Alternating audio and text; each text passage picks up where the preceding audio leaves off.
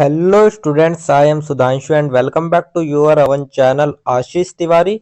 आज का वीडियो हिंदी भाषा और साहित्य का उद्भव और विकास हिंदी के सब्जेक्ट के स्टूडेंट के लिए मोस्ट इंपोर्टेंट और एग्जाम फोकस वीडियो रहने वाला है। तो स्टूडेंट, अब एग्जाम दूर नहीं है और हम सब जानते हैं कि ड्यू सोल के एग्जाम में क्वेश्चन पेपर में वही चीज आती है जो स्मार्ट स्टडी करने वाले स्टूडेंट पहले से ही कवर कर लेते हैं। तो इसीलिए आज के इस वीडियो में हम लेकर आए हैं top 10 most important question with answer, वो भी English and Hindi both medium में, जिनके डायरेक्टली एग्जाम में आने के बहुत बहुत ज्यादा चांसेस है।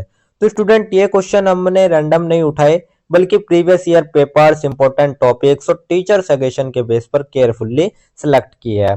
तो अगर आप ये 10 क्वेश्चन अच्छे से समझ लेते हो तो मान लो एग्जाम में 80 से 90% पेपर आपका यहीं से कवर हो जाएगा। तो ये सिंगल वीडियो ही आपके एग्जाम पर्पज से बहुत होती है। ओनली इस वीडियो से ही आप अच्छे खासे स्कोर कर सकते हो अपने एग्जाम में। अदर किसी वीडियो की नीड आपको नहीं पड़ेगी। तो स्टूडेंट, अगर आप हमारे चैनल पर फर्स्ट टाइम विजिट कर रहे हो तो चैनल को सब्सक्राइब कर लीजिएगा, जिससे आने वाली और वीडियो की नोटिफिकेशन आपको सबसे पहले मिल जाए। और हाँ, इस वीडियो में एक स्पेशल गिव भी है आप सभी के लिए। तो वीडियो के बीच में हम कुछ क्वेश्चंस पूछेंगे, तो जो भी स्टूडेंट सबसे पहले और सभी करेक्ट आंसर देगा तो स्टार्टिंग के जो 3 स्टूडेंट्स होंगे उनको मिलेंगे एब्सोल्युटली फ्री नोट्स। और ये विनर निकलते ही विनर को हम तुरंत अनाउंस कर देंगे हमारे व्हाट्सएप और टेलीग्राम चैनल पर। तो आप सभी हमारा WhatsApp and Telegram channel follow करके रखिएगा, लिंक आपको डिस्क्रिप्शन में मिल जाएगी। तो वीडियो को पूरा देखो, स्किप नहीं करना है, क्योंकि गिववे का जो क्वेश्चन है वो किसी भी मोमेंट पे आ सकता है। और सबसे बेस्ट बात, हमारे लेक्चर फ्री है आपके लिए, एकदम 100% फ्री वीडियो सीरीज। लेकिन अगर आप इन्हीं लेक्चर के वेल ऑर्गेनाइज्ड नोट्स चाहते हो तो उनके पेड नोट्स भी अवेलेबल है, हिंदी और इंग्लिश दोनों ही मीडियम में। तो प्राइस भी स्टूडेंट फ्रेंडली है एंड कॉम्बो पैक में आपके लिए ऑफर्स भी है। तो स्टूडेंट, अगर आप सिंगल 1 नोट्स लेते हैं तो उसका प्राइस ओनली 45 रुपीज है। एंड अगर आप एक से ज्यादा सब्जेक्ट के नोट्स लेते हैं तो उसका प्राइस आपको 40 रुपीज पर नोट्स के अकॉर्डिंग पड़ेगा। तो जिन स्टूडेंट के 6 सब्जेक्ट का थ्योरी एग्जाम होगा, अगर वो अपने ऑल सब्जेक्ट के नोट्स लेना चाहता है तो आपको 5 नोट्स ही लेने पड़ेंगे, 1 नोट्स आपको फ्री में मिलेगा। ऐसे ही जिन स्टूडेंट के 7 सब्जेक्ट का थ्योरी एग्जाम होता है और अगर वो अपने ऑल सब्जेक्ट का कॉम्बो लेना चाहते हैं तो उन स्टूडेंट को भी ओनली 6 सब्जेक्ट के नोट्स लेने होंगे, 1 नोट्स आपको भी फ्री मिलेगा।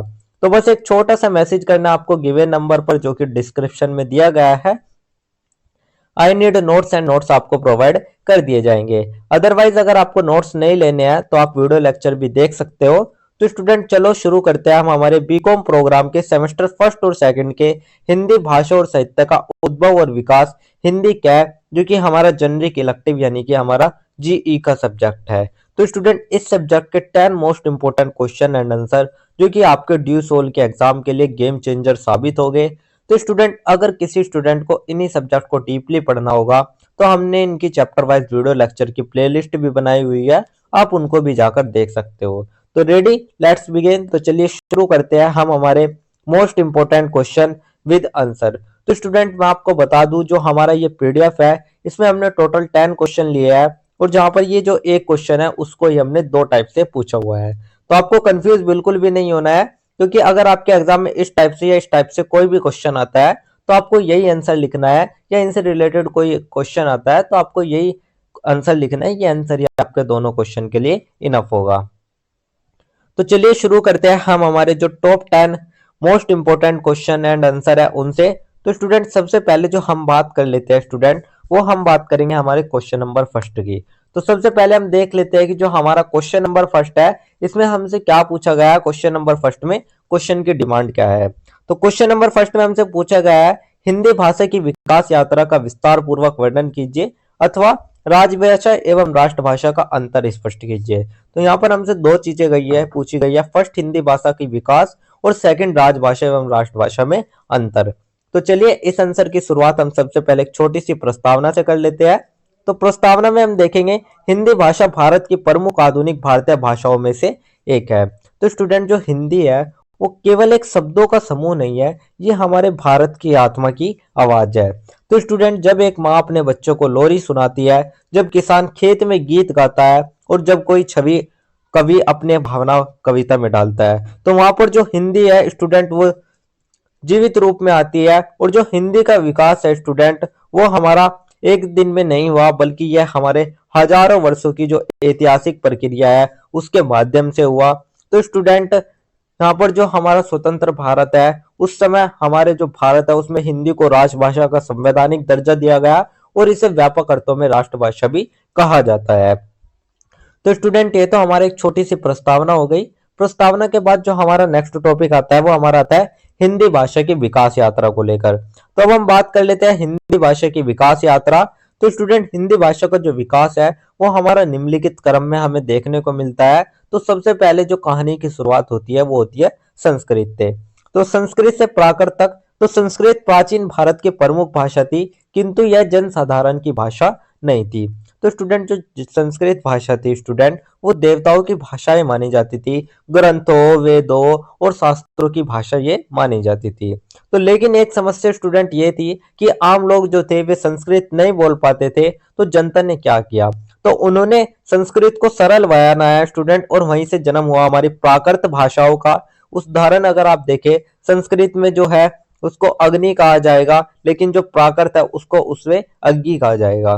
तो स्टूडेंट, यानी कि जो भाषा है वो जनता के अनुसार ढलने लगी थी, जिससे कि वो और ज्यादा सरल और बोलचाल की हो गई थी। तो ये थी संस्कृत से प्राकृत तक। सेकंड आती है प्राकृत से अपभ्रंश तक। तो स्टूडेंट, अब समय आगे बढ़ा तो प्राकृत भी बदलने लगी थी। तो प्राकृत भाषाओं से आगे चलकर अपभ्रंश का विकास हुआ। अपभ्रंश को हिंदी का प्रत्यक्ष पूर्वज माना जाता है। तो प्राकृत भी बदलने लगी और धीरे धीरे एक नई भाषा सामने आई, वो थी हमारी अपभ्रंश। तो अपभ्रंश को हिंदी का सीधा पूर्वज माना जाता है। तो स्टूडेंट, ये जो भाषा थी इसमें लोक जीवन की झलक, आम लोगों की पीड़ा और खुशी थी। तो यहीं से जो हमारी हिंदी के बीज है वे पढ़ने शुरू हो गए थे। तो यही था हमारा प्राकृत से अपभ्रंश। तो स्टूडेंट, अब हम बात कर लेते हैं अपभ्रंश से हिंदी की तरफ। तो अपभ्रंश से विभिन्न आधुनिक भारतीय भाषाओं का विकास हुआ, जिनमें हिंदी प्रमुख है। तो लगभग स्टूडेंट 10वीं से 11वीं शताब्दी आते आते जो अपभ्रंश था उससे अलग अलग भाषाएं विकसित हुई। तो जैसे कि हमारी अवधी हो गई, ब्रज हो गई, प्रारंभिक खड़ी बोली हो गई। तो स्टूडेंट, यहीं पर ये जो रूप था यही आगे चलकर हमारा हिंदी कहलाया। तो इसी दौर में जो संत कवि थे उन्होंने भी हिंदियों को जन जन तक पहुंचाया था। तो यहीं पर जो हमारा हिंदी का प्रारंभिक रूप है स्टूडेंट वो हमें देखने को मिलता है। तो यही था अपभ्रंश से हिंदी। इसके बाद जो हमारा नेक्स्ट आया वो आया हमारा प्रारंभिक हिंदी को लेकर। तो स्टूडेंट, प्रारंभिक हिंदी में अगर हम बात करें तो इस काल में जो हिंदी थे उसके विविध रूप जैसे कि अवट, प्रारंभिक खड़ी बोली, ब्रज, अवधी आदि विकसित हुए। तो अब कहानी में आते हैं स्टूडेंट हमारे कबीर, तुलसी और सूरदास जैसे कवि। तो इन्होंने क्या किया, तो स्टूडेंट इन्होंने हिंदी को मंदिरों और राजमहलों से निकालकर सीधे जनता तक पहुंचाया। तो संत कवियों और भक्त कवियों ने हिंदी को जन भाषा का स्वरूप दे दिया।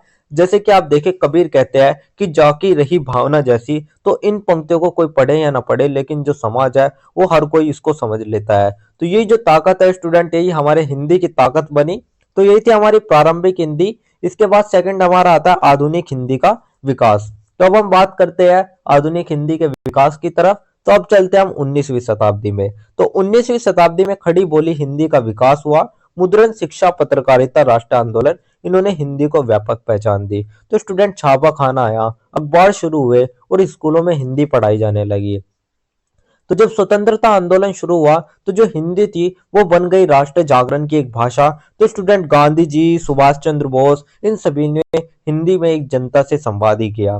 तो स्वतंत्रता के बाद जो हिंदी है उसको प्रशासन, शिक्षा और संचार की भाषा के रूप में भी स्थापित किया गया। तो स्टूडेंट, यही था हमारा जो हिंदी भाषा थी उसकी विकास यात्रा। इसके बाद जो हमारा नेक्स्ट टॉपिक आता है वो हमारा आता है राजभाषा और राष्ट्रभाषा का अंतर।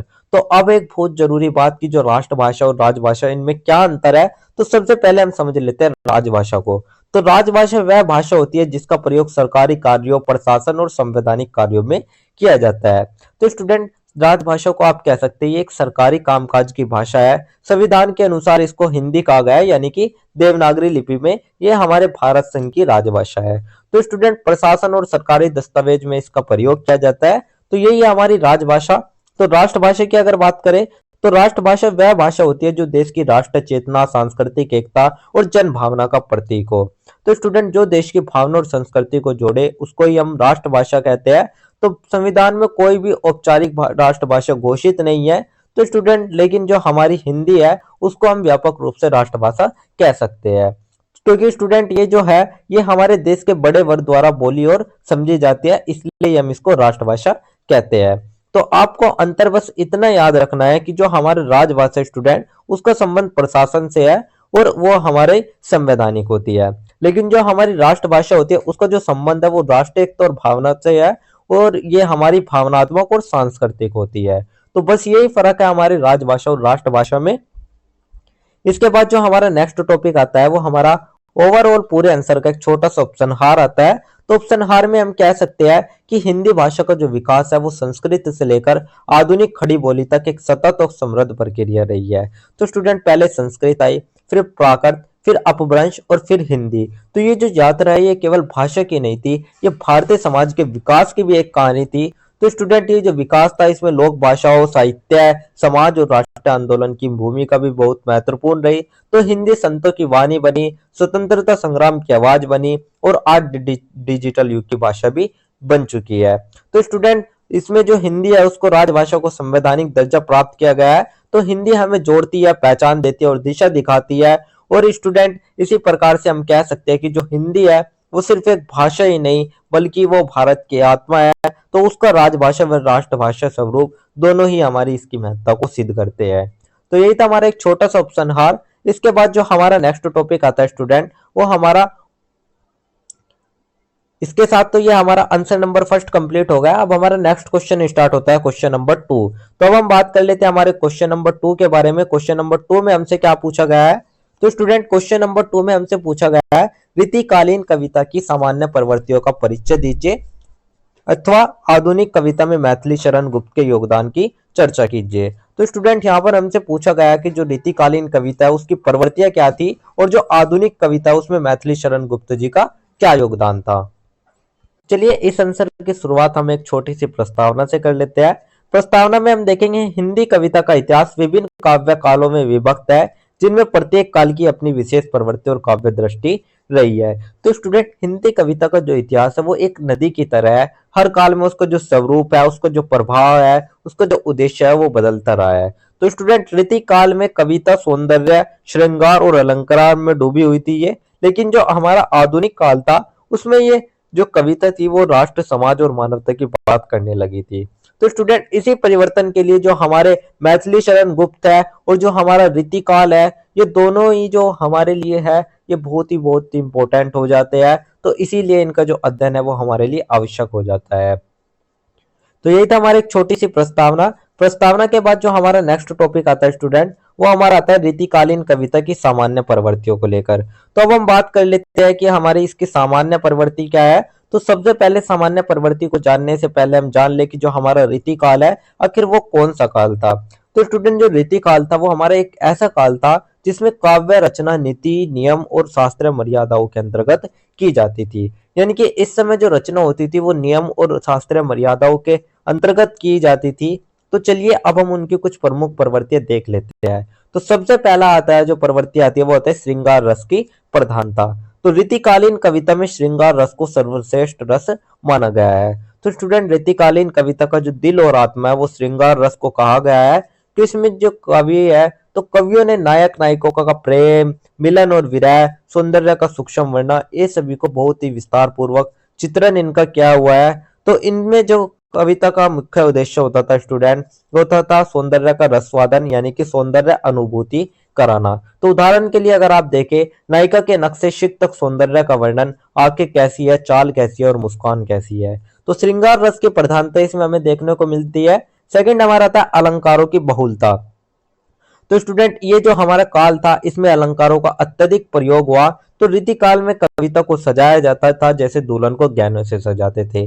तो ऐसे ही उपा, रूपक, उपमा, उत्प्रेक्षा, श्लेष, तो कई बार जो अलंकार थे स्टूडेंट वे इतने ज्यादा अधिक हो जाते थे कि जो भाव था वो भी पीछे छूट जाता था, भाव भी गौण हो जाता था। तो इसीलिए इसे अलंकार प्रधान कविता भी कहा जाता है। तो यही थी अलंकारों की बहुलता। इसके बाद जो थर्ड आता है स्टूडेंट वो हमारा आता है नायिका भेद का विस्तृत वर्णन। तो अब हम बात कर लेते हैं नायिका भेद का विस्तृत वर्णन के बारे में। तो रीतिकालीन कवियों ने नायिका के अनेक भेदों स्वीकिया, परकिया, वेश्या, अभिसारिका, खंडिता, गृहिणी आदि का विस्तार से वर्णन किया। तो स्टूडेंट नायिका को कई रूपों में बांटा गया जैसे कि मैंने अभी आपको बताया। तो इसमें कविता शास्त्रीय तो बनी लेकिन जो सामान्य जीवन था उससे ये दूर हो गई थी। तो ये जो प्रवृत्ति है ये रीति ग्रंथों की विशेषता भी मानी जाती है। तो यही था नायिका भेद का विस्तृत विवरण। इसके बाद जो हमारा नेक्स्ट आता है वो आता है शास्त्रीयता और नियमबद्धता। तो रीतिकाल की कविता काव्य शास्त्र के नियमों से बंधी हुई थी। रस, अलंकार, छंद और गुण दोष का विधिवत पालन किया गया। तो स्टूडेंट जो रीतिकाल की कविता थी वो काव्य शास्त्र के नियमों में बंधी थी। रस, छंद, अलंकार का पूरा ध्यान रखा जाता था और इसी कारण इसे रीति प्रधान काव्य भी कहा जाता है। तो स्टूडेंट यही था हमारा शास्त्रीयता और नियमबद्धता। इसके बाद नेक्स्ट आता है दरबारी वातावरण का प्रभाव। तो रीतिकालीन कविता पर राज दरबारों का प्रभाव स्पष्ट दिखाई देता है। तो स्टूडेंट ये जो रीतिकालीन कवि थे वे अक्सर राज दरबारों से जुड़े होते थे। तो वे राजा को प्रसन्न करने, यशगान करने और इनका जो उद्देश्य था वो भी यही बन गया। तो स्टूडेंट इससे जो कविता थी वो जनसाधारण से दूर हो गई, केवल दरबार तक ही वो सीमित रह गई। तो यही था दरबारी वातावरण का प्रभाव। इसके बाद सिक्स हमारा आता है लोक जीवन और यथार्थ की उपेक्षा। तो इस काल की कविता में सामाजिक समस्याओं, जनजीवन और राष्ट्र चेतना का अभाव दिखता है। तो रीतिकालीन कविता जो थी स्टूडेंट उसमें समाज की समस्या, गरीबी, शोषण, राष्ट्र चेतना इन सब का अभाव हमें देखने को मिलता है। यानी कि यहाँ पर जो विषय था वो प्रेम और सौंदर्य तक ही सीमित रह गया। तो यही था लोक जीवन और यथार्थ की उपेक्षा। इसके बाद जो हमारा नेक्स्ट टॉपिक आता है वो हमारा आता है आधुनिक कविता में मैथिली शरण गुप्त जी का योगदान को लेकर। तो स्टूडेंट अब जो कहानी है वो बदलने लगती है। तो अब जो आधुनिक कविता थी वो आ गई, जिसका जो प्रमुख स्तंभ है वे हमारे मैथिली शरण गुप्त जी थे। तो उन्होंने कविता को रीतिकालीन संकीर्णता से निकालकर राष्ट्र और सामाजिक चेतना से जोड़ा था। तो चलिए उनके योगदान को देख लेते हैं एक करके। सबसे पहले आता है राष्ट्र चेतना का विकास। तो गुप्त जी की कविता में देश प्रेम, आत्मगौरव और राष्ट्र भावना का सशक्त स्वर मिलता है। तो मैथिली शरण गुप्त ने कविता को राष्ट्र की आवाज बना दिया। उनकी जो प्रसिद्ध कृति थी स्टूडेंट भारत भारती, उसने सोई हुई जनता थी उसको झकझोर दिया था। तो भारत भारती के माध्यम से उन्होंने भारतीय जनता को राष्ट्रीय जागरण का संदेश दिया। उनकी कविता कहती है उठो अपने गौरव को पहचानो। तो यही था राष्ट्रीय चेतना का विकास। सेकंड हमारा जो आता है वो आता है भारतीय संस्कृति और इतिहास का गौरव। तो उन्होंने रामायण और महाभारत के पात्रों को नए दृष्टिकोण से प्रस्तुत किया। तो गुप्त जी ने इनको एक नया दृष्टिकोण प्रदान किया, जैसे कि साकेत में उर्मिला जैसे उपेक्षित पात्र को उन्होंने केंद्र में लाया और यही उनकी जो महान सोच है यानी कि जो नारी संवेदना है उसको भी दिखाता है। तो यही था भारतीय संस्कृति और इतिहास का गौरव। इसके बाद जो नेक्स्ट आता है वो हमारा था सामाजिक और नैतिक मूल्य। तो अब हम बात कर लेते हैं सामाजिक और नैतिक मूल्य के बारे में। तो मैथिली शरण गुप्त की कविता में नारी सम्मान, त्याग, कर्तव्य और मर्यादा जैसे आदर्श मूल्य की स्थापना की गई है। तो स्टूडेंट जो कविता थी वो केवल सुंदर ही नहीं, वो मार्गदर्शक भी बन रही थी। समाज सुधार की प्रेरणा के रूप में भी उसको देखा जा रहा था। तो ये था सामाजिक और नैतिक मूल्य। इसके बाद फोर्थ हमारा आता है खड़ी बोली हिंदी का काव्य रूप। तो उन्होंने खड़ी बोली हिंदी को काव्य भाषा के रूप में प्रतिष्ठित किया। तो जो हमारे मैथिली शरण गुप्त जी थे उन्होंने खड़ी बोली हिंदी को काव्य भाषा के रूप में स्थापित किया। उनकी जो भाषा थी वो सरल, संस्कृतनिष्ठ और ओजपूर्ण और प्रभावशाली थी, जिससे जो कविता थी स्टूडेंट वो जनता तक पहुंची थी। तो ये थी खड़ी बोली हिंदी का काव्य रूप। इसके बाद फिफ्थ हमारा था प्रबंध काव्य की समृद्ध परंपरा। तो गुप्त जी ने आधुनिक हिंदी में प्रबंध काव्य को सुदृढ़ किया। उनके काव्य भाव, गंभीरता, कथानक और आदर्शवाद से युक्त थे। तो गुप्त जी ने लंबी, भाव गंभीर कथात्मक कविताओं को नया आयाम दिया, इसीलिए उन्हें आधुनिक हिंदी कविता का पितामह भी कहा जाता है। तो स्टूडेंट यही था हमारा मैथिली शरण गुप्त जी का योगदान। इसके बाद जो हमारा नेक्स्ट टॉपिक आता है वो हमारा ओवरऑल पूरे आंसर का एक छोटा सा उपसंहार, एक छोटा सा निष्कर्ष आता है। तो उपसंहार में हम कह सकते हैं कि जो रीतिकालीन कविता है वो हिंदी काव्य को शास्त्र और अलंकार प्रधान परंपरा का प्रतिनिधित्व करती है। तो स्टूडेंट रीतिकालीन कविता तो सौंदर्य और अलंकार की प्रकाष्ठा है, लेकिन जो हमारे मैथिली शरण गुप्त जी की जो कविता है वो राष्ट्र, समाज और मानवता की आवाज है। तो एक ने कविता को सजाया तो दूसरे ने कविता को जगाया। तो इसी संतुलन से जो हिंदी कविता है स्टूडेंट वो आज बहुत ही महत्वपूर्ण हो गई है। तो हिंदी साहित्य के विकास में दोनों का ही महत्वपूर्ण योगदान है। तो यही था हमारा एक छोटा सा उपसंहार, एक छोटा सा निष्कर्ष, जिसके साथ ही हमारा आंसर नंबर 2 भी कंप्लीट होता है। तो यही था हमारा आंसर नंबर 2। इसके बाद जो हमारा नेक्स्ट क्वेश्चन आता है स्टूडेंट वो हमारा क्वेश्चन नंबर 3 आता है। तो अब हम बात कर लेते हैं हमारे क्वेश्चन नंबर 3 के बारे में। तो क्वेश्चन नंबर 3 में हमसे पूछा गया है छायावाद की प्रमुख प्रवृत्तियों का वर्णन कीजिए अथवा छायावाद की प्रमुख विशेषताओं का वर्णन कीजिए। तो स्टूडेंट यहाँ पर हमसे दो चीज पूछी गई है, फर्स्ट छायावाद की प्रवृत्ति और सेकंड छायावाद की विशेषता। तो चलिए इस आंसर की शुरुआत हम सबसे पहले एक छोटी सी प्रस्तावना से कर लेते हैं। और प्रस्तावना में हम देखेंगे हिंदी साहित्य के आधुनिक काल में छायावाद एक अत्यंत महत्वपूर्ण काव्य आंदोलन रहा। तो स्टूडेंट रीतिकाल की जो कविता है स्टूडेंट उसमें भारी सौंदर्य, अलंकार और नियम थे।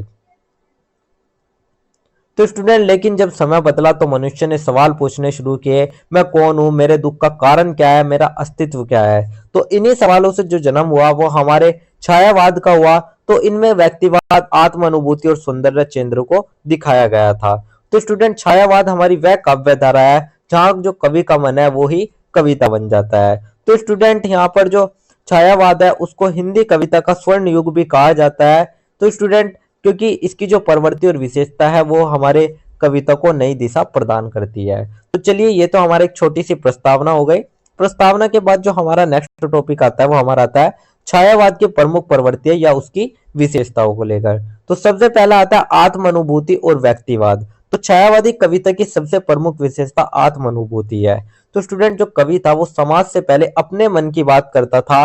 तो कविता में मैं का जो भाव है वो बहुत ही प्रबल हमें देखने को मिलता है। तो उदाहरण के लिए अगर आप देखें जयशंकर प्रसाद, निराला, पंत, तो सब अपनी निजी पीड़ा, आशा और अनुभूति को ही लिखते हैं। तो ये तो हमारा आत्म अनुभूति और व्यक्तिवाद हो गया। सेकंड आता है प्रकृति चित्रण। तो छायावाद में प्रकृति केवल भारी सौंदर्य का विषय नहीं बल्कि कवि की भावनाओं की सहचारी भी बन जाता है। तो छायावाद में जो प्रकृति है वो सिर्फ पेड़ पौधे नहीं होती, तो वह कवि की भावनाओं की साथी भी बन जाती है। तो स्टूडेंट प्रकृति का मानवीकरण इस काव्य की विशेषता है। तो उदास जो मन था वो सूनी संध्या में आप देखेंगे और खुशी है तो खुलता हुआ उपवन। तो प्रकृति का मानवीकरण भी यहाँ पर किया गया है। तो प्रकृति चित्रण भी हो गया। थर्ड हमारा आता है रहस्यवाद। तो छायावादी कविता में रहस्यवाद का गहरा प्रभाव दिखाई देता है। तो जो छायावादी कविता थी स्टूडेंट उसमें आत्मा और परमात्मा के संबंध की खोज होती है। तो मैं और वह के बीच का जो रहस्य है वो कविता का विषय बन जाता है। तो आत्मा और परमात्मा के संबंध, अनंत की खोज और अदृश्य सत्ता की अनुभूति इस काव्य की प्रमुख प्रवृत्ति है। तो कवि ईश्वर को अनुभव करता है, महसूस करता है, न कि केवल पूजता है।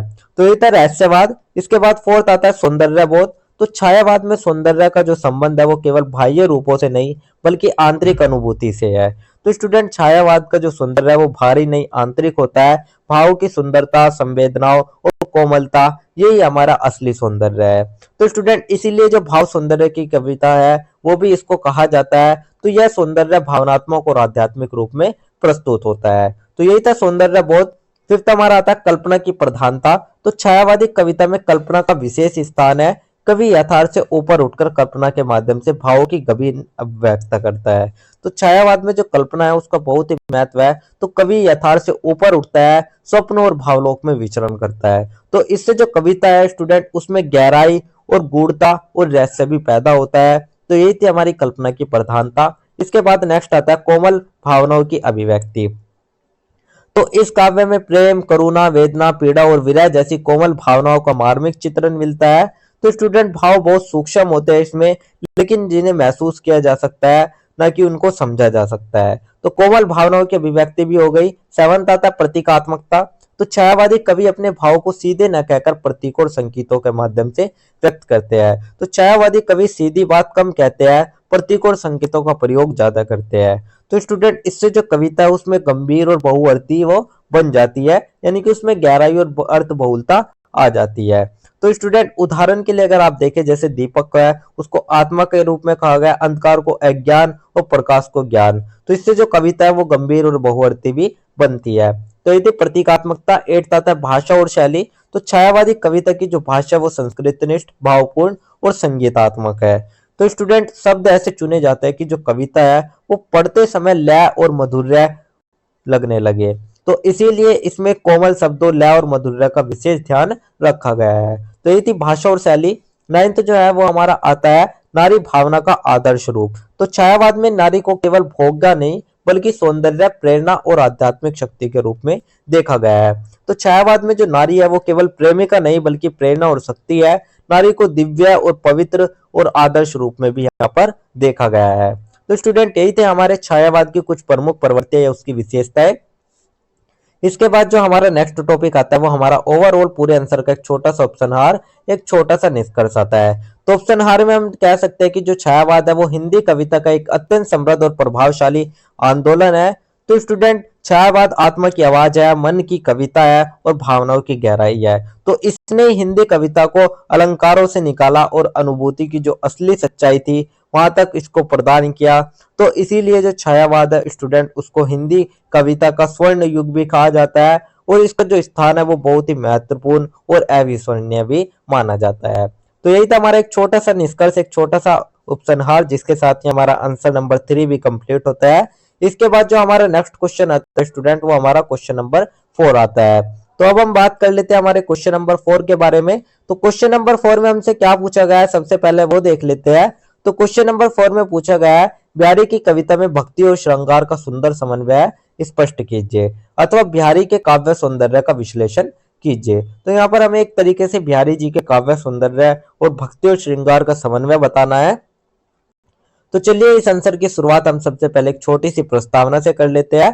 तो स्टूडेंट, प्रस्तावना में हम देखेंगे रीतिकालीन हिंदी कविता में बिहारी का स्थान अत्यंत महत्वपूर्ण है। तो स्टूडेंट, रीतिकालीन की जो कविता है उसको अक्सर केवल श्रृंगार और अलंकार तक सीमित माना जाता है, लेकिन जो हमारे बिहारी जी थे, बिहारी सत्सई, उन्होंने इसकी धारणा को तोड़ा और उन्होंने कविता में प्रेम, साथ ही उन्होंने सौंदर्य और श्रृंगार और भक्ति का अत्यंत समन्वय उन्होंने दिखाया। तो उसी प्रेम के भीतर छुपी हुई कृष्ण भक्ति की धारा भी है। तो इसी कारण स्टूडेंट, जो हमारे बिहारी जी है उनको रीतिकाल का श्रेष्ठ कवि माना जाता है, क्योंकि उनकी जो कविता है वो केवल लौकिक प्रेम ही नहीं बल्कि उसमें आध्यात्मिकता और भक्ति की अनुभूति भी शामिल होती है।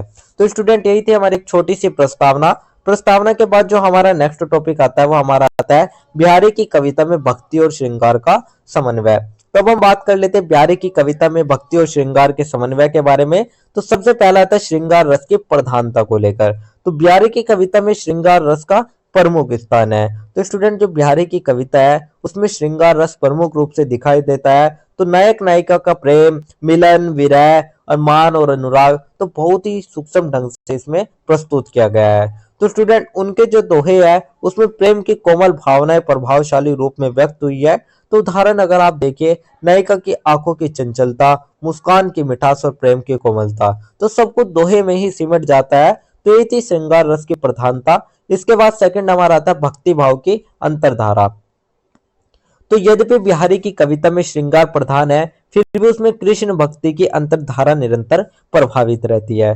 तो सबसे महत्वपूर्ण बात यही है कि जो बिहारी का जो श्रृंगार है वो केवल सांसारिक नहीं है। यहाँ पर जो नायक है उसको ये श्री कृष्ण और नायिका को राधा के रूप में देखते हैं। तो स्टूडेंट, इससे जो प्रेम है वो धीरे धीरे भक्ति में परिवर्तित हो जाता है। तो इससे लौकिक प्रेम आध्यात्मिक प्रेम में परिवर्तित हो जाता है। तो यही बिहारी महान बनते हैं, जहां पर श्रृंगार भक्ति से पवित्र हो जाता है। तो स्टूडेंट, यही था हमारा भक्ति भाव की अंतरधारा। इसके बाद थर्ड आता है लौकिक से अलौकिक प्रेम की ओर। तो स्टूडेंट, बिहारी ने प्रेम को केवल शारीरिक आकर्षण तक सीमित नहीं रखा बल्कि उसे भक्ति और आध्यात्मिकता से भी जोड़ा। तो बिहारी के यहाँ जो प्रेम था वो केवल शरीर तक सीमित नहीं, वह आत्मा तक पहुंचता था। तो राधा कृष्ण का जो प्रेम है और ईश्वर और भक्त के जो भक्त के संबंध है उनके बीच का ये संबंध बन जाता है, प्रतीक बन जाता है और इससे श्रृंगार में पवित्रता और गरिमता भी आती है। तो इससे कविता में मर्यादा, पवित्रता, गहराई ये सभी आ जाती है। तो यही था लौकिक से अलौकिक प्रेम की ओर। इसके बाद जो हमारा नेक्स्ट आता हुआ था माधुर्य भाव की अभिव्यक्ति को लेकर। तो बिहारी की कविता में माधुर्य भाव की प्रधानता है। यह माधुर्य श्रृंगार और भक्ति दोनों को जोड़ने का कार्य करता है। तो स्टूडेंट, जो बिहारी की कविता उसमें माधुर्य भाव सबसे प्रमुख है और यही माधुर्य श्रृंगार और भक्ति के बीच एक पुल का काम करता है। तो कविता न तो अधिक कामुक हो न ही शुष्क भक्ति हो, तो बल्कि ये रसपूर्ण और हृदय स्पर्शी बन जाती है। तो प्रेम और भक्ति दोनों का स्वर कोमल, भावपूर्ण और सौंदर्यपूर्ण है यहाँ पर। तो स्टूडेंट, यही थे हमारे बिहारी की कविता में भक्ति और श्रृंगार का समन्वय। इसके बाद जो हमारा नेक्स्ट आता है वो आता है बिहारी के काव्य सौंदर्य का विश्लेषण। तो अब हम बिहारी के काव्य सौंदर्य का विश्लेषण कर लेते हैं, जिसमें हम सबसे पहले देखेंगे भाव सौंदर्य। तो बिहारी के दोहों में गहन भाव सौंदर्य देखने को मिलता है। तो बिहारी के जो दोहे होते थे स्टूडेंट, वे छोटे होते थे लेकिन उनका जो भाव था वो बहुत ही गहरे होते थे। तो प्रेम, भक्ति, विरह सब कुछ संक्षेप में बहुत ही प्रभावशाली ढंग से प्रस्तुत किया गया है। तो इसी को कहा जाता है गागर में सागर। सेकंड हमारा आता है शब्द सौंदर्य। तो बिहारी की भाषा ब्रज भाषा है जो अत्यंत मधुर, सशक्त और भावानुकूल है। तो स्टूडेंट उनकी ब्रज भाषा मधुर और संक्षिप्त थी, कम शब्दों में अधिक अर्थ कह देना ये उनकी बहुत बड़ी काव्य कला की विशेषता है। तो ये था शब्द सौंदर्य। थर्ड हमारा आता है अलंकारों का कुशल उपयोग।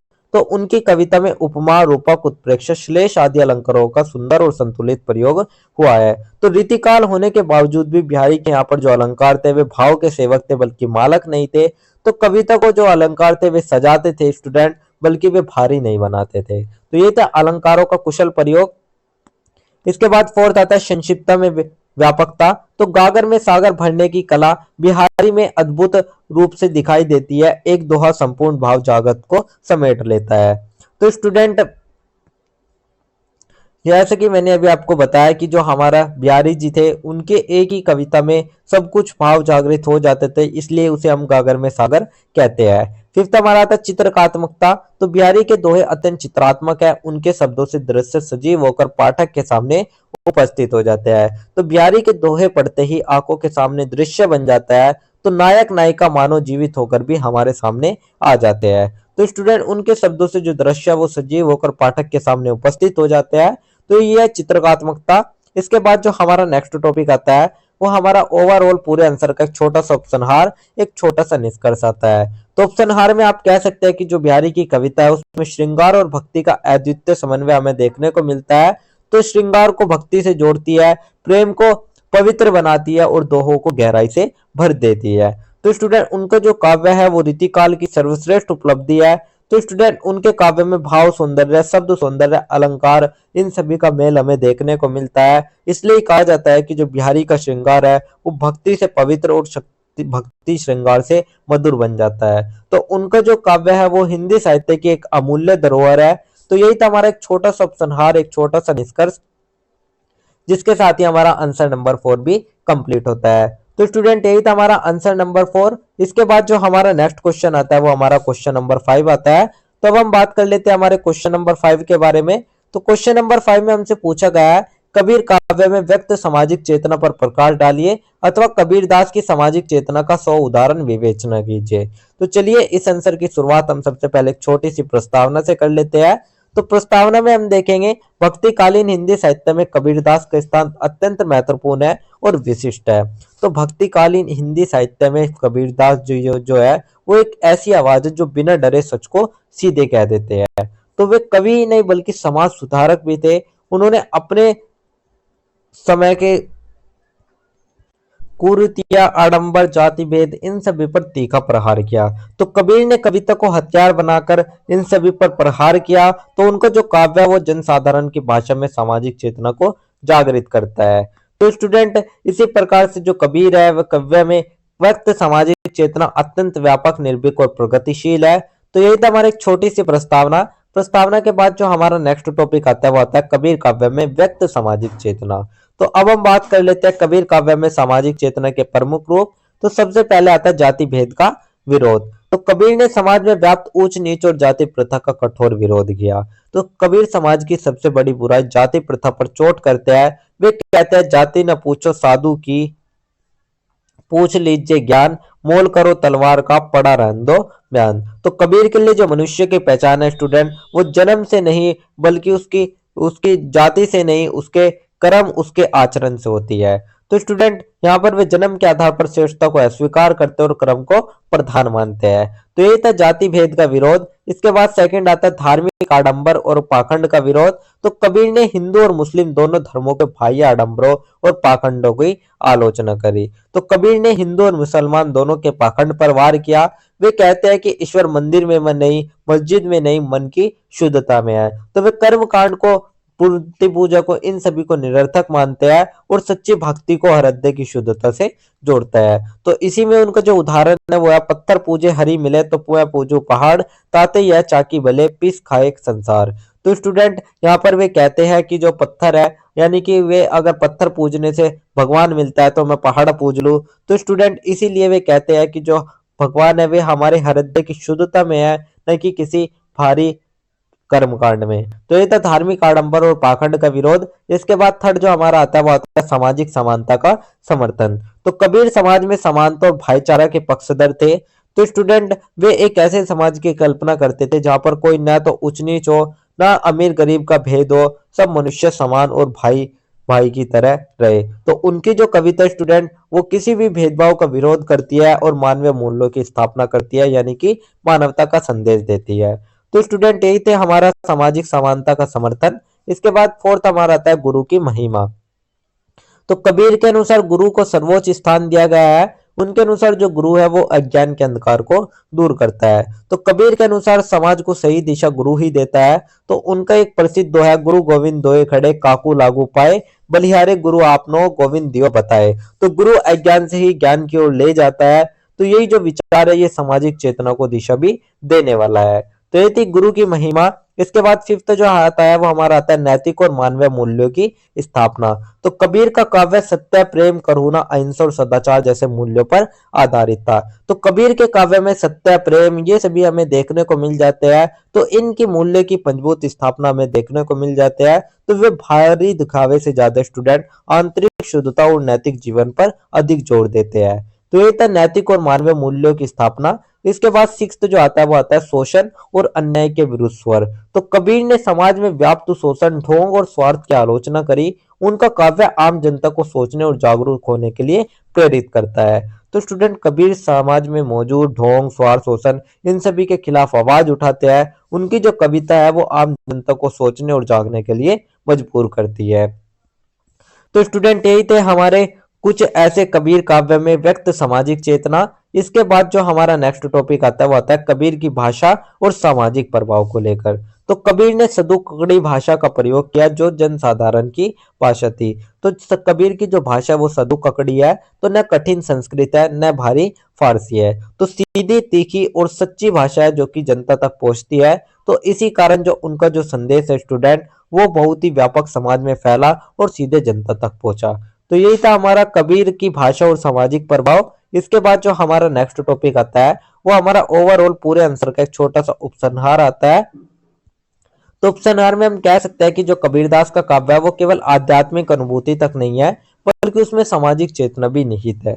तो कबीर का काव्य केवल भक्ति नहीं बल्कि सामाजिक क्रांति है। उन्होंने जाति भेद को तोड़ा, पाखंड पर चोट की और मानवता को केंद्र में रखा। तो स्टूडेंट इसलिए जो कबीर है वो आज भी उतने ही प्रासंगिक है जितने अपने समय थे। तो कबीर काव्य सामाजिक जागरण का एक अमर दस्तावेज भी माना जाता है। तो यही था हमारा एक छोटा सा उपसंहार जिसके साथ ही हमारा आंसर नंबर 5 भी कंप्लीट होता है। तो स्टूडेंट यही था हमारा आंसर नंबर 5। इसके बाद जो हमारा नेक्स्ट क्वेश्चन आता है स्टूडेंट वो हमारा क्वेश्चन नंबर 6 आता है। तो अब हम बात कर लेते हैं हमारे क्वेश्चन नंबर 6 के बारे में। तो क्वेश्चन नंबर 6 में हमसे क्या पूछा गया है सबसे पहले उसको देख लेते हैं। तो क्वेश्चन नंबर 6 में हमसे पूछा गया है मीराबाई के काव्य में अभिव्यक्त कृष्ण भक्ति भावना का विश्लेषण कीजिए अथवा रैदास की भक्ति का स्वरूप स्पष्ट करते हुए उनकी कविता की विशेषताएं लिखिए। तो चलिए इस आंसर की शुरुआत को करने से पहले हम हमारे जो गिववे के क्वेश्चन है वे पूछ लेते हैं। तो जैसे कि मैंने आपको वीडियो के स्टार्टिंग में बताया था कि हम आपसे वीडियो के बीच में कहीं पर भी 3 क्वेश्चन पूछेंगे। तो जो भी स्टूडेंट सबसे पहले और सभी करेक्ट आंसर देगा तो स्टार्टिंग के जो 3 स्टूडेंट्स होंगे उनको मिलेंगे हमारी तरफ से एब्सोल्युटली फ्री नोट्स। तो चलिए अब हमारे जो गिववे के क्वेश्चन है वे हम आपसे पूछ लेते हैं। तो सबसे पहले जो हमारा गिववे का क्वेश्चन रहने वाला है स्टूडेंट वो रहने वाला है हिंदी का प्रत्यक्ष पूर्वज कौन सी भाषा माना जाती है। तो हिंदी का जो प्रत्यक्ष पूर्वज है वो कौन सी भाषा है आप उसको जरूर बताइएगा। तो स्टूडेंट ये तो हमारा क्वेश्चन नंबर फर्स्ट हो गया। इसके बाद जो हमारा सेकंड क्वेश्चन आता है वो हमारा आता है भारत भारती के रचनाकार कौन है। तो जो हमारी भारत भारती रचना है उसके रचनाकार कौन है वो आपको बताना है। तो ये हमारा सेकंड क्वेश्चन हो गया। इसके बाद जो हमारा थर्ड जो हमारा क्वेश्चन आता है वो आता है छायावाद के प्रमुख कवि जयशंकर प्रसाद की प्रसिद्ध काव्य कृति कौन सी है। तो जयशंकर प्रसाद जी की प्रमुख जो काव्य कृति है वो आपको बतानी है। तो स्टूडेंट यही थे हमारे 3 क्वेश्चन जो कि मैंने आपसे पूछ लिए। तो आप सभी को इनका आंसर कमेंट बॉक्स में जरूर देना है। तो चलिए अब हम दोबारा आ जाते हैं हमारे आंसर की तरफ। तो अब हम हमारे जो आंसर नंबर 6 है उसकी शुरुआत एक छोटी सी प्रस्तावना से कर लेते हैं। और प्रस्तावना में हम देखेंगे भक्तिकालीन हिंदी साहित्य में मीराबाई और रैदास दोनों ही निर्गुण सगुण भक्ति परंपरा के महत्वपूर्ण संत कवि है। तो स्टूडेंट भक्तिकालीन हिंदी साहित्य में जो मीराबाई का स्थान है वो बहुत ही विशिष्ट है। वे साथ ही एक सगुण भक्ति धारक पर आधारित थी। तो उन्हें के साथ थे हमारे रैदास जी। तो वे सगुन भक्ति धारा की प्रमुख कवित्री थी, जिनकी जो कविता भक्ति थी वो कृष्ण के प्रति पूर्ण समर्पण पर आधारित थी। तो स्टूडेंट वहीं पर जो रैदास की जो भक्ति थी वो निर्गुण मानवीय और सामाजिक समानता पर आधारित थी। तो इसीलिए जो उनकी दोनों की भक्ति है वो केवल पूजा पाठ तक सीमित नहीं थी, बल्कि वो प्रेम, विरह, आत्मसमर्पण और विद्रोह का अनोखा संगम थी। तो उनके पदों में एक ऐसी स्त्री की आवाज सुनाई देती है जो कि समाज से नहीं केवल अपने ईश्वर से जुड़ी हुई है। तो इसीलिए जो दोनों की भावना है उसमें आडंबरहीनता, आत्मिक अनुभूति और सामाजिक सुधार का जो स्वर है वो हमें देखने को मिलता है। तो यही थी हमारी एक छोटी सी प्रस्तावना। प्रस्तावना के बाद जो हमारा नेक्स्ट टॉपिक आता है स्टूडेंट, वो हमारा आता है मीराबाई के काव्य में अभिव्यक्त कृष्ण भक्ति भावना को लेकर। तो स्टूडेंट मीराबाई के काव्य में हम अभिव्यक्त कृष्ण भक्ति भावना देख लेते हैं, जिसमें हम सबसे पहले बात करेंगे सगुण कृष्ण भक्ति के बारे में। तो मीराबाई की भक्ति श्री कृष्ण भक्ति है। तो मीराबाई की जो भक्ति है स्टूडेंट वो सगुण कृष्ण भक्ति है। वे कृष्ण को निराकार नहीं बल्कि सजीव और साकार प्रियतम के रूप में देखती है। तो उनके लिए जो कृष्ण है वो कोई दूर का ईश्वर नहीं बल्कि उनके जीवन के हर एक पल का साथी है। तो स्टूडेंट वे उन्हें सजीव साकार रूप में पूजती है और उनका जो काव्य है उसमें कृष्ण केवल ईश्वर नहीं बल्कि प्रियतम भी है। तो उदाहरण के रूप में मीराबाई कहती है कि मेरे तो गिरधर गोपाल दूसरों न कोई। तो ये पंक्ति बताते हैं कि कृष्ण ही उनके जीवन का एकमात्र आधार है। तो ये थी सगुण कृष्ण भक्ति। इसके बाद सेकंड हमारा आता है दास्य और माधुर्य भाव। तो मीराबाई की भक्ति में माधुर्य भाव की भी प्रधानता है। तो स्टूडेंट मीराबाई की जो भक्ति थी उसमें माधुर्य भाव था। वे स्वयं को कृष्ण की प्रेयसी बताती थी, यानी कि दासी बताती थी। तो स्टूडेंट साथ ही वे स्वयं को कृष्ण की दासी भी कहती है, यानी कि प्रेम के साथ विनम्र समर्पण वे करती है। तो उनके पदों में प्रेम की मिठास, मिलन की चाह और विरह की तड़प ये सभी हमें देखने को मिलती है। तो ये थी दास्य और माधुर्य भाव। इसके बाद थर्ड आता है आत्मसमर्पण की भावना को लेकर। तो मीराबाई ने सांसारिक बंधुओं, राष्ट्रीय वैभव, परिवार और सामाजिक मर्यादाओं को त्याग कर पूर्ण रूप से कृष्ण को अपना जीवन समर्पित कर दिया था।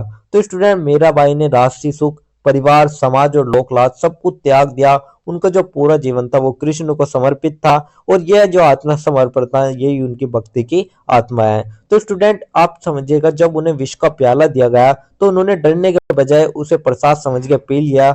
और यह घटना दर्शाती है कि उनकी जो भक्ति है वो पूर्ण विश्वास और आत्मसमर्पण की मिसाल है। तो ये थी आत्मसमर्पण की भावना। इसके बाद फोर्थ आता है विरह की पीड़ा। तो कृष्ण से बिछो की वेदना मीराबाई के काव्य में अत्यंत मार्मिक रूप से व्यक्त हुई।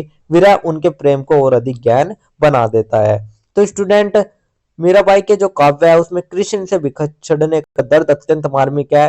विरह उनके प्रेम को और ज्यादा गहरा बनाता है। वे रोती है, तड़पती है, लेकिन शिकायत नहीं करती। उनका विरह भी भक्ति का ही एक रूप है। तो ये थी विरह की पीड़ा। इसके बाद फिफ्थ हमारा आता है सामाजिक बंधनों का विरोध। तो मीराबाई ने स्त्री होने के बावजूद निर्भीक होकर सामाजिक रूढ़ियों का विरोध किया। तो स्टूडेंट राजपूत समाज में भक्ति को इस रूप में अपनाना विद्रोह था। तो उनकी जो भक्ति थी वो व्यक्तिगत होते हुए भी सामाजिक चेतना से जुड़ी हुई थी।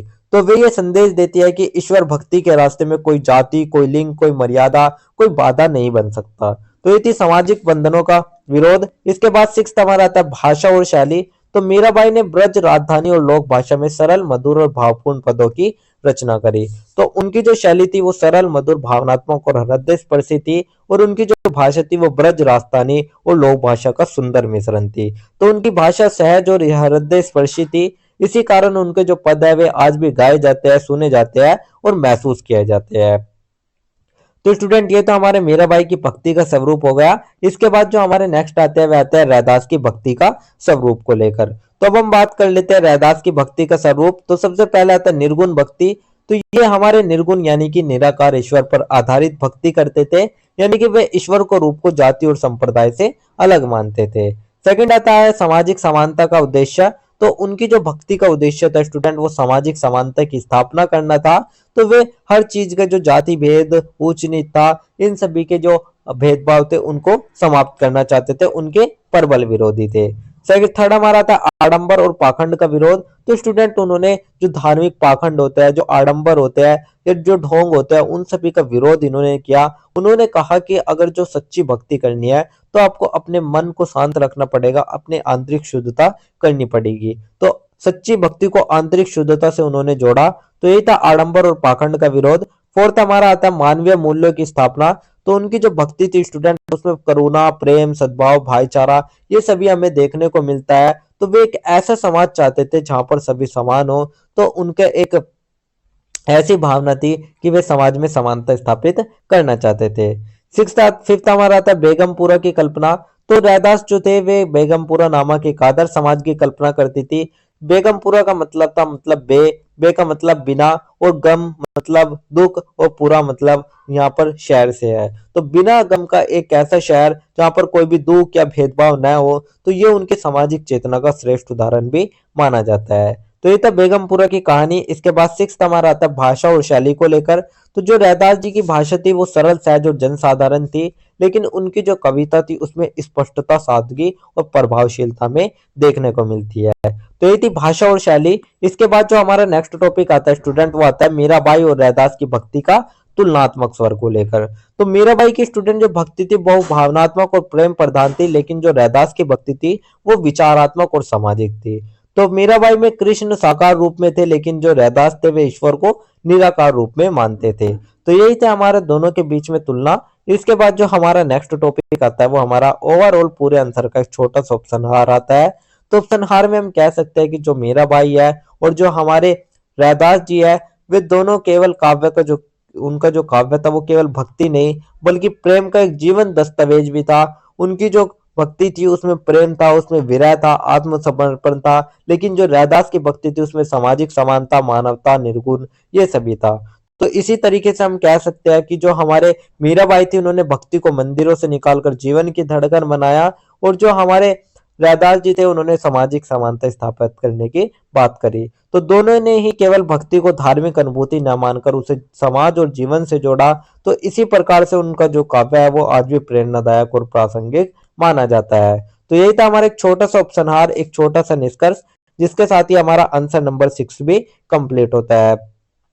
तो ये था हमारा आंसर नंबर 6। इसके बाद जो हमारा नेक्स्ट क्वेश्चन आता है वो हमारा आता है क्वेश्चन नंबर 7। तो अब हम बात कर लेते हैं हमारे क्वेश्चन नंबर 7 की तरफ। तो क्वेश्चन नंबर 7 में हमसे क्या पूछा गया है सबसे पहले उसको देख लेते हैं। तो क्वेश्चन नंबर 7 में हमसे पूछा गया है बादल को घिरते देखा है कविता का प्रतिपाद्य लिखिए, अथवा बेटे की विदाई कविता का सार अपने शब्दों में लिखिए। तो यहाँ पर दो कविता हमने ले ली है, एक का प्रतिपाद्य लिखना है, एक का सार लिखना है। तो चलिए इस आंसर की शुरुआत हम सबसे पहले एक छोटी सी प्रस्तावना से कर देंगे।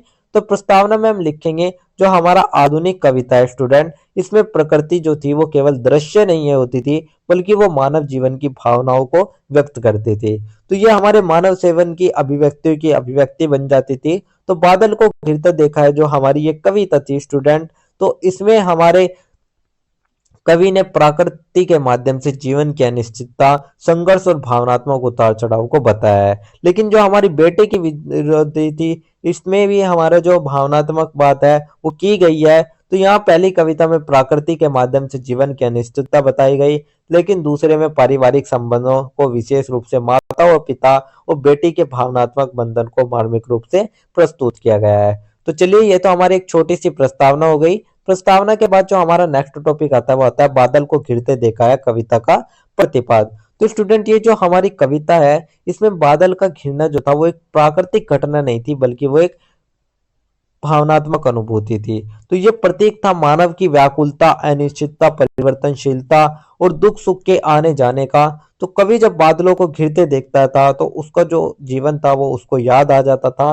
तो स्टूडेंट ये जो हमारा बादल को घिरते कविता है ये हमारे नागार्जुन जी द्वारा लिखी गई थी। तो स्टूडेंट इसमें जो कवि है वो कहता है कि जैसे जीवन में सब कुछ ठीक चल रहा होता है और अचानक कोई दुख, कोई समस्या या कोई संकट आता है, तो ठीक उसी तरीके से जब आसमान साफ हो तो अचानक बादल घिर जाते हैं, लेकिन बारिश के बाद जो आसमान है वो सिर्फ साफ हो जाता है। तो स्टूडेंट कवि यहाँ पर कहता है एक तरीके से वो यही कहना चाहता है कि जो हमारा जीवन है वो परिवर्तनशील है, दुख स्थायी नहीं होते, हर अंधकार के बाद प्रकाश आता है। तो इसीलिए कविता में सौंदर्य, बहुत संवेदनशीलता और प्रतीकात्मकता का सुंदर समन्वय हमें देखने को मिलता है। तो स्टूडेंट कविता में सिखाती है कि जीवन परिवर्तनशील है, सुख और दुख आते जाते रहते हैं, मनुष्य को धैर्य और संतुलन बनाए रखना चाहिए, प्रकृति और मानव जीवन एक दूसरे के प्रतिबिंबित है। तो स्टूडेंट इसकी जो विशेषता है हमारे इस काव्य की वो है प्रतीकात्मकता, गहरी संवेदनशीलता, प्रकृति और मन का सुंदर सामंजस्य है। तो ये सरल है लेकिन प्रभावशाली भाषा में लिखा हुआ है, तो इसीलिए हम कह सकते हैं कि जो बादल को घिरते देखा कविता है, ये जीवन की क्षण भंगुरता और परिवर्तनशीलता की एक संवेदनशील कविता है। और ये जो कविता है, ये हमें जीवन के संघर्षों से डरने के बजाय उन्हें समझने और सहने की प्रेरणा भी देते हैं। तो यही था बादल को घिरते देखा कविता का प्रतिवाद। इसके बाद सेकंड आता है हमारा बेटे की विदाई कविता का सार। तो स्टूडेंट ये हमारी एक भावुक और करुणामय कविता है। इसमें जब बात की जाती है जिस बेटी को गोद में खिलाया, जिसके बिना घर सूना लगता था, आज वही बेटी पराए घर जा रही है, यानी कि उसका विवाह कर दिया जा रहा है। तो बेटी की विदाई केवल एक कविता नहीं है स्टूडेंट, बल्कि हर माता पिता के दिल की आवाज है। तो बेटे की विदाई जो कविता थी वो भारतीय पारिवारिक जीवन और संस्कारों पर आधारित एक अत्यंत भावुक रचना थी। इसमें बेटी के विवाह के समय माता पिता की जो भावनात्मक पीड़ा है स्टूडेंट, उनको दिखाया गया है। तो कविता में जो कवि थे वो बेटी को बचपन को याद करता है, उसकी हंसी, उसकी शरारतें, उसकी स्मृतियां, उसकी मासूम बातें। लेकिन आज जो वही बेटी थी वो घर छोड़कर जा रही है, तो माता पिता जानते हैं कि ये सामाजिक परंपरा है, फिर भी उनका जो दिल है वो नहीं मानता। उनके मन में एक अनकहा दर्द रह जाता है। तो घर वही है, कमरे वही है, लेकिन बेटी के जाने से जो घर है वो सूना हो जाता है। तो कविता यही दिखाती है कि बेटी केवल संतान नहीं बल्कि माता पिता के जीवन का भावनात्मक आधार होती है। तो इस कहानी की जो मूल संवेदना स्टूडेंट वो है ममता, त्याग, करुणा और भावनात्मक जुड़ाव। तो स्टूडेंट हम कह सकते हैं कि जो बेटी की विदाई है वो भारतीय समाज की सबसे भावुक सच्चाइयों में से एक को उजागर करती है। और ये जो कविता है ये हर माता पिता के दिल को छूती है और पाठक की आंखें नम कर देती है। तो स्टूडेंट यही थे हमारे बेटी की विदाई कविता का सार। तो दोनों में भावनात्मक समानता अगर हम देखें तो दोनों ही मानवीय संवेदना पर आधारित है, एक में प्रकृति से तो दूसरा में पारिवारिक संबंधों से। तो दोनों में ही करुणा और भावुकता का स्वर भी प्रमुख देखा गया है। तो यही थी दोनों कविताओं में भावनात्मक समानता। इसके बाद जो हमारा नेक्स्ट टॉपिक आता है वो हमारा ओवरऑल पूरे आंसर का एक छोटा सा उपसंहार आता है। तो उपसंहार में हम कह सकते हैं कि जो बादल को घिरते देखा और बेटे की विदाई है, ये दोनों ही बहुत ही संवेदनशील अभिव्यक्तियां प्रस्तुत करती है। तो एक तो जीवन की अनिश्चितता और परिवर्तनशीलता को दिखाती है और दूसरी मानवीय संबंधों को बताती है। तो ये दोनों ही जो कविता स्टूडेंट के पाठक के हृदय को छू लेती है और जीवन के यथार्थ से साक्षात्कार उसको कराती है। तो स्टूडेंट यही था हमारा एक छोटा सा उपसंहार, जिसके साथ ही हमारा आंसर नंबर 7 भी कंप्लीट होता है। तो यही था हमारा आंसर नंबर 7। इसके बाद जो हमारा नेक्स्ट क्वेश्चन आता है वो हमारा क्वेश्चन नंबर 8 आता है। तो अब हम बात कर लेते हैं हमारे क्वेश्चन नंबर 8 के बारे में। तो क्वेश्चन नंबर 8 में हमसे क्या पूछा गया है उसको देख लेते हैं।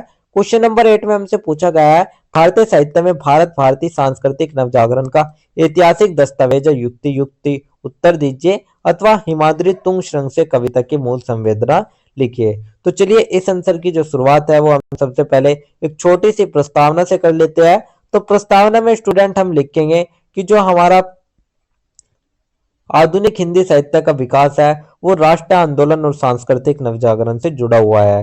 तो स्टूडेंट इसी में हमारे जो मैथिली शरण गुप्त है उनकी एक कविता भारत भारती और दूसरी है हिमाद्री तुंग श्रृंग से। तो ये बहुत ही महत्वपूर्ण मानी जाती है और ये हमारी सांस्कृतिक चेतना की ऐतिहासिक दस्तावेज है। वहीं पर जो हमारी हिमाद्री तुंग है वो राष्ट्र प्रेम और जन जागरण की प्रभावशाली ढंग से उसको व्यक्त करती है। तो यही थी हमारी एक छोटी सी प्रस्तावना। प्रस्तावना के बाद जो हमारा नेक्स्ट टॉपिक आता है वो आता है भारत भारती सांस्कृतिक नवजागरण का ऐतिहासिक दस्तावेज। तो सबसे पहले इसका परिचय और उद्देश्य की अगर हम बात करें तो स्टूडेंट इसका मुख्य उद्देश्य था भारत के गौरवशाली अतीत का स्मरण, वर्तमान की दूरदर्शा का बोध और उज्जवल भविष्य की आशा। तो स्टूडेंट इसका जो मुख्य उद्देश्य है वो भारतीय जनता को अपने गौरवशाली अतीत का स्मरण कराना, वर्तमान की दयनीय स्थिति का बोध कराना और भविष्य के लिए क्रम और संघर्ष की आशा का मार्ग दिखाना है। तो ये तो इसका उद्देश्य हो गया। सेकंड आता है अतीत के गौरव का चित्रण। तो भी हमें ले जाता है हमारे वेद, उपनिषद, हमारे रामायण, महाभारत, बुद्ध, महावीर और सम्राट के युगों में। तो कवि बताता है स्टूडेंट कि जो भारत है वो केवल भौतिक रूप से ही नहीं बल्कि नैतिक और आध्यात्मिक रूप से भी बहुत ही महान रहा है। तो यही था अतीत के गौरव का चित्रण। थर्ड हमारा आता है वर्तमान की दुर्दशा और आलोचनात्मकता। तो स्टूडेंट जो गुप्त जी है वे केवल गर्व नहीं करते, वे समाज में सवाल भी करते हैं। तो वे कहते हैं कि गुलामी, आपसी फूट, वर्तमानहीनता, आत्महीनता इन्होंने भारत को कमजोर बना दिया है। तो स्टूडेंट उस पर भी एक गहरा दुख व्यक्त करते हैं और ये आत्मालोचना नवजागरण की सबसे बड़ी ताकत बनती है और वे संकेत देते हैं कि अपनी दुर्दशा के लिए स्वयं भारतीय भी उत्तरदायी है। तो ये थी वर्तमान की दिशा और आत्मालोचना। इसके बाद फोर्थ आता है उज्जवल भविष्य की कल्पना। तो कभी फिर भी निराश नहीं होते, वे अतीत और वर्तमान तक सीमित नहीं रहते। वे एक ऐसे भारत की कल्पना करते हैं जो स्वतंत्र हो, आत्मनिर्भर हो, संगठित हो और गौरवशाली हो। तो स्टूडेंट ये जो भविष्य है ये कर्म, त्याग और एकता पर आधारित है। तो ये था उज्जवल भविष्य की कल्पना। इसके बाद फिफ्थ जो हमारा आता है वो आता है सांस्कृतिक और राष्ट्रीय चेतना। तो जो हमारा भारत भारतीय स्टूडेंट, उसमें राष्ट्र की जो अवधारणा है वो केवल राजनीति की नहीं है बल्कि सांस्कृतिक भी है। तो भाषा, संस्कृति, इतिहास और मूल्य, इन सभी का समन्वय हमें देखने को मिलता है। तो इसी कारण ये जो कृति है स्टूडेंट, ये सांस्कृतिक नवजागरण की प्रतिनिधि भी मानी जाती है। तो स्टूडेंट यही था हमारा सांस्कृतिक और राष्ट्र चेतना। इसके बाद नेक्स्ट टॉपिक आता है ऐतिहासिक दस्तावेज के रूप में। तो ये जो कृति है नवजागरण काल की चेतना, राष्ट्रीय आंदोलन की भावना और भारतीय समाज की मानसिक स्थिति को दिखाती है। तो इसीलिए इसको नव सांस्कृतिक नवजागरण का ऐतिहासिक दस्तावेज भी कहा जाता है। तो ये था ऐतिहासिक दस्तावेज के रूप में महत्व। इसके बाद जो हमारा नेक्स्ट आता है वो आता है हिमाद्री तुंग श्रृंग से कविता की मूल संवेदना। तो इसकी मूल संवेदना यही थी कि ये जो कविता थी इसका मूल भाव राष्ट्र प्रेम और राष्ट्रीय जागरण था और इसमें आत्मगौरव की बात की गई थी। सेकंड आता है हिमालय के प्रतीकात्मक महत्व। तो यहाँ पर जो हिमालय की तुलना की गई है स्टूडेंट, वो भारत की आत्मा, शक्ति और स्थायित्व के रूप में की गई है। यानी कि उसकी जो ऊंचाई है वो भारतीय संस्कृति की मानता और उसके अडिगता को दिखाती है। तो ये थी हिमालय का प्रतीकात्मक महत्व। थर्ड आता आता है जागरण और क्रम का संदेश। तो कविता भारतीय को निष्क्रियता और निराशा से निकालती है और राष्ट्र हित में सक्रिय होने की प्रेरणा भी देती है। इसकी जो भाषा है स्टूडेंट, वो ओज, उत्साह और प्रेरणा से भरी हुई है, साथ ही जो कि पाठक के मन में राष्ट्र प्रेम की भावना को भी जगाती है। इसी तरीके से राष्ट्रीय एकता और आत्मसम्मान की बात भी इसमें की गई है। तो कवि कहता है कि भारतीय अपने गौरव को पहचानने और राष्ट्र के लिए समर्पित होने चाहिए। तो स्टूडेंट यही था हमारा तुंग हिमाद्री तुंग श्रृंग से। अब इन दोनों का जो हमारी ये कविता थी भारत भारती और हिमाद्री तुंग श्रृंग से, इनका एक तुलनात्मक महत्व देख लेते हैं। तो दोनों ही राष्ट्रीय चेतना को फैलाती है और दोनों ही सांस्कृतिक गौरव को अभिव्यक्त करती है। तो दोनों का उद्देश्य जन जागरण और आत्मबोध है और दोनों ही आधुनिक हिंदी साहित्य की नवजागरण कालीन धरोहर भी मानी जाती है। तो ये थी भारत भारती और हिमाद्री तुंग श्रृंग से का तुलनात्मक महत्व। इसके बाद जो हमारा नेक्स्ट टॉपिक आता है वो हमारा ओवरऑल पूरे आंसर का एक छोटा सा उपसंहार आता है। तो उपसंहार में हम कह सकते हैं कि दोनों ही एक सशक्त सामाजिक और ऐतिहासिक दस्तावेज है। तो एक में तो अतीत का वर्तमान की पीड़ा की बात की गई है और दूसरे में राष्ट्र प्रेम और जागरण की बात की गई है। तो स्टूडेंट इसलिए जो दोनों रचनाएं है वह भारतीय साहित्य में राष्ट्रीय चेतना की अमूल्य निधि है और आज भी उतनी प्रासंगिक मानी जाती है। तो यही था हमारा एक छोटा सा उपसंहार, जिसके साथ ही हमारा आंसर नंबर 8 भी कंप्लीट होता है। तो यही था हमारा आंसर नंबर 8। इसके बाद जो हमारा नेक्स्ट क्वेश्चन आता है स्टूडेंट, वो हमारा क्वेश्चन नंबर 9 आता है। तो अब हम बात कर लेते हैं हमारे क्वेश्चन नंबर 9 की। तो क्वेश्चन नंबर 9 में हमसे क्या पूछा गया उसको देख लेते हैं। तो क्वेश्चन नंबर 9 में हमसे पूछा गया सप्रसंग व्याख्या कीजिए।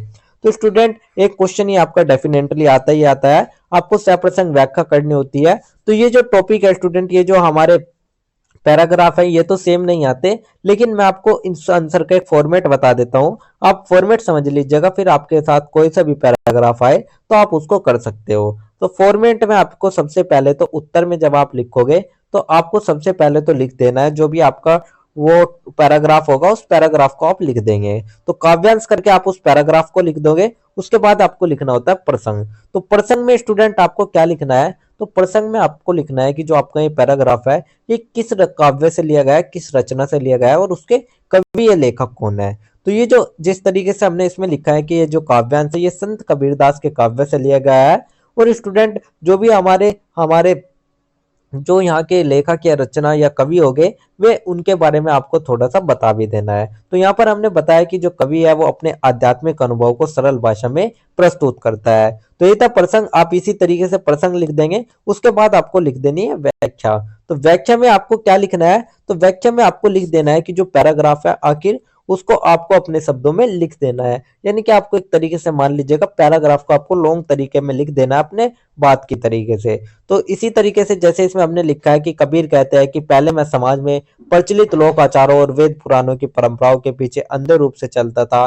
तो इसी तरीके से आप भी लिख देंगे एक व्याख्या, अपने शब्दों में उस पैराग्राफ को लिख देंगे। उसके बाद आप लिखेंगे भावार्थ। तो भावार्थ में आपको क्या लिखना है, भावार्थ में आपको लिख देना है कि इस जो हमारे पैराग्राफ है इससे हमें क्या कवि क्या कहना चाहता है, यानी कि हमें क्या उद्देश्य मिलता है, क्या संदेश मिलता है, वो आपको बता देना है। जैसे कि इसमें लिखा है कि इस काव्यांश में कबीर बताते हैं कि सच्चा ज्ञान गुरु की कृपा से ही है प्राप्त होता है, न कि केवल शास्त्रीय सामाजिक परंपराओं के अनुकरण से। तो स्टूडेंट इसी तरीके से आप लिख देंगे। तो आपको जैसे कि मैंने फॉर्मेट बता दिया, तो आपको फॉर्मेट यही रखना है। तो बस आपको आंसर अपना चेंज कर देना है, फॉर्मेट यही रखना है। तो ऐसे ही हमने देखो सेकंड भी लिया है, आप सेकंड में भी देखोगे तो इसमें हमने सबसे पहले ऐसे ही काव्यांश लिखा, फिर उसके बाद प्रसंग लिखा जिसमें हमने लिखा ये मैथिली शरण गुप्त द्वारा लिखा गया है। उसके बाद हमने इसकी व्याख्या कर दी और देन हमने इसका भावार्थ लिख दिया। तो स्टूडेंट आपको इसी तरीके से लिख देना है। और अगर आपसे दोनों ये आपका जो समर्ग भाव है ये तो जब करना होता है जब आपको दोनों करने हो, लेकिन आपको दोनों नहीं, आपसे अथवा करके पूछा गया जाएगा। तो एक तरीके से आप इसको निष्कर्ष के तौर में भी लिख सकते हो समर्ग भाव की जगह। जैसे कि इसमें लिखा क्या और खा, तो आप जो भी करोगे उसमें लिख दोगे कि ये हमारे आध्यात्मिक जागरण और गुरु महिमा व्यक्त करते हैं। और इसी तरीके से आप एक उपसंहार भी लिख दोगे। तो उपसंहार में भी आप कह सकते हैं कि जो पहला काव्यांश है वो कबीरदास के गुरु के माध्यम से आत्मज्ञान और आत्मविश्वास से मुक्ति का संदेश देता है, और दूसरा मैथिली शरण गुप्त ने भारत के गौरवशाली अतीत को। तो इसी तरीके से आप उपसंहार भी लिख देंगे, जिसके साथ ही हमारा जो आंसर नंबर 9 है वो कंप्लीट हो जाएगा। तो ये था हमारा आंसर नंबर 9। इसके बाद जो हमारा नेक्स्ट क्वेश्चन आता है स्टूडेंट, वो हमारा क्वेश्चन नंबर 10 आता है। तो अब हम बात कर लेते हैं क्वेश्चन नंबर 10 के बारे में। तो क्वेश्चन नंबर 10 में हमसे क्या पूछा गया उसको देख लेते हैं। क्वेश्चन नंबर 10 में हमसे टिप्पणी पूछी गई है। तो आपको टिप्पणी लिख देनी है, आदिकाल कृष्ण भक्ति धारा का परिचय, संपर्क भाषा हिंदी, जयशंकर प्रसाद का साहित्यिक परिचय। तो इसी तरीके से आपसे भी कुछ शब्द पूछे जाएंगे, उसमें बोल दिया जाएगा किन्हीं 2 पर किन्हीं 3 पर आपको टिप्पणी लिखनी होती है। तो चलिए इस आंसर की शुरुआत हम कर लेते हैं। तो सबसे पहले हम बात करेंगे आदिकाल की। तो आदिकाल को प्रारंभिक काल भी माना जाता है और इसकी जो समय सीमा है वो है 1000 से 1375 ईस्वी। तो स्टूडेंट इसे हम वीर गाथा काल भी कहते हैं, क्योंकि इसमें जो रचनाएं थी वे वीरता, युद्ध और साहस से जुड़ी हुई थी। तो आदिकालीन साहित्य में जो हमारे चारण और भाट कवि है ये बहुत ही महत्वपूर्ण होते हैं, क्योंकि इस काल की जो भाषा थी स्टूडेंट वो अपभ्रंश से होकर प्रारंभिक हिंदी में बदली थी। और यहाँ की जो प्रारंभिक रचनाएं जैसे कि पृथ्वीराज रासो जो कि चंद बरदाई जी द्वारा लिखी गई थी, तो उनका बहुत ही महत्वपूर्ण स्थान इसमें रहता है। तो इस काल में ऐतिहासिक चेतना, वीर रस, इन सभी की हमें जो झलक है वो देखने को मिलती है।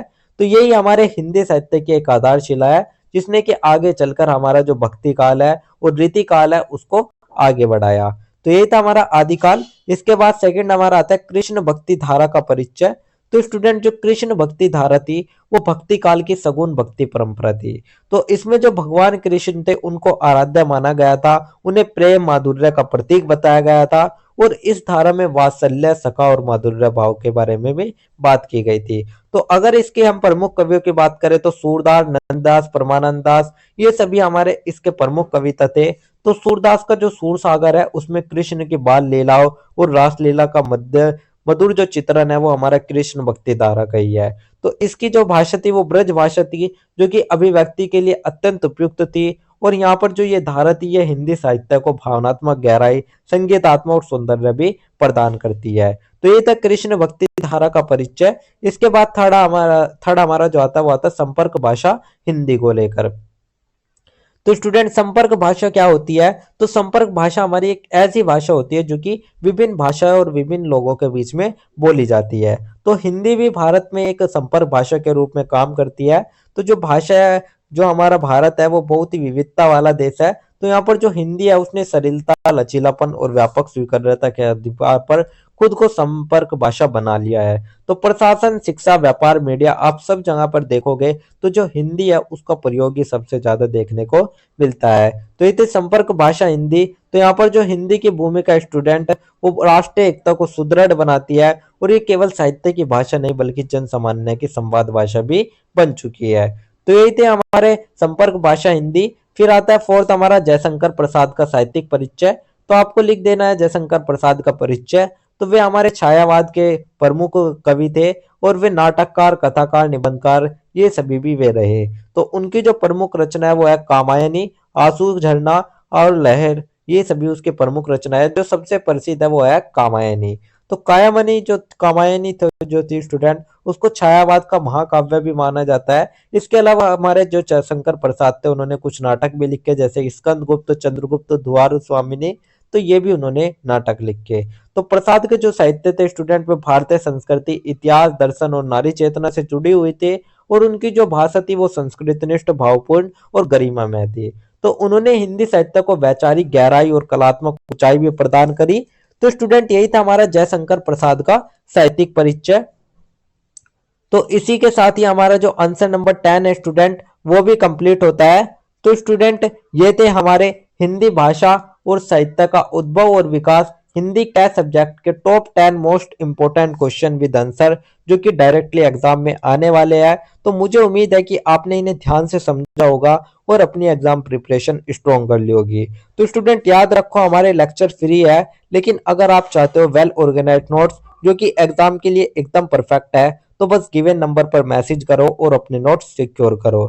और हाँ, हर वीडियो में होता है एक स्पेशल गिववे, तो वीडियो के बीच में पूछे गए क्वेश्चंस के लिए रेडी रहो और 3 लिख के लक्की विनर्स बन सकते हो आप फ्री नोट्स के। तो अगर आपको वीडियो पसंद आई हो तो लाइक, शेयर और सब्सक्राइब करना ना भूले, एंड हमारा व्हाट्सअप चैनल और टेलीग्राम चैनल को फॉलो कर लीजिएगा, ताकि आपको मिलते रहे एग्जाम फोकस अपडेट्स और ड्यू सोल के सारे इंपॉर्टेंट लेक्चर एंड गिववे के विनर्स।